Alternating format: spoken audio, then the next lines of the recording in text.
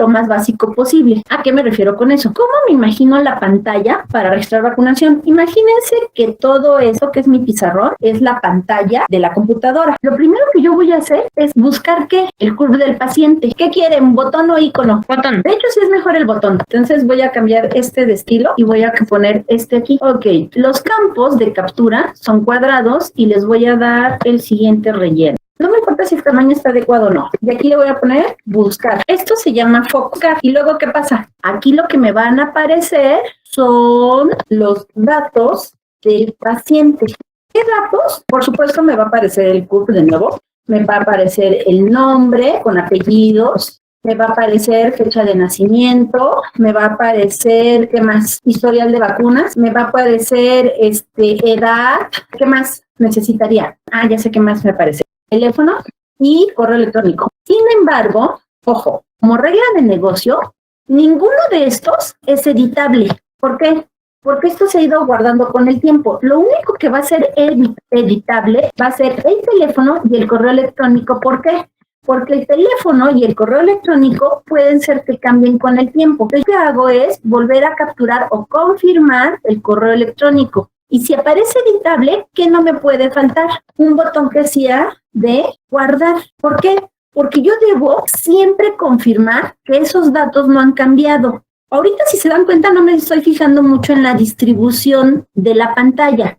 Lo que estoy diciendo es cómo me la imagino. Siguiente sección. La siguiente sección son los datos de la vacuna. En los datos de la vacuna me imagino algo como esto. Un menú desplegable o menú de opciones. Selecciono el tipo de vacuna, porque debo de seguramente tener un catálogo de vacunas en la base de datos. Luego selecciono el lote. ¿Por qué? Porque el lote yo ya lo debo de tener un catálogo de lotes de vacuna que llegan y para guardar un historial desde los infinito y más allá. Después del lote voy a seleccionar el frasco del cual salió esa vacuna. ¿Por qué? Porque puede ser el frasco 1, 20 o la clave de frasco que se necesite. Y luego hay algo que voy a poner acá, pero fijo. Es un contador. Este contador lo que va a hacer aquí es ponerme los números del número de dosis que llevo.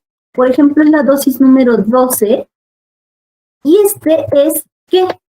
No capturable. ¿Por qué? Porque no es modificable. Este va a aparecer en automático y me va a decir que de este tipo de vacuna, para este paciente que ya tengo aquí su CURP y todo, y que para ese número de lote y frasco que yo agarré, ya llevo con esta 12 dosis. Y luego entonces le voy a dar guardar. Aquí hay dos formas de guardar.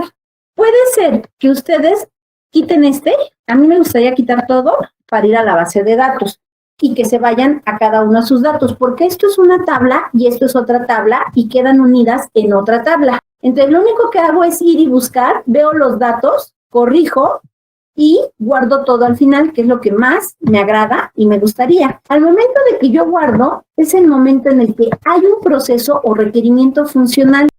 Automáticamente lo que va a hacer es generar o enviarte su comprobante. Ahora, lo que puedo hacer en el diagrama de secuencia es agarrar todo esto y decir que es capturar datos. Valida los datos, registra la vacuna, o sea, si los datos son válidos y no hubo errores en la captura, guarda los datos o registra la vacunación, que es guardar los datos en el objeto registrar vacunación y envía el comprobante. Pero ustedes se pierden en esto. Esto es un dato, esto es un dato, esto es un dato. Todo esto es un conjunto de datos que es información.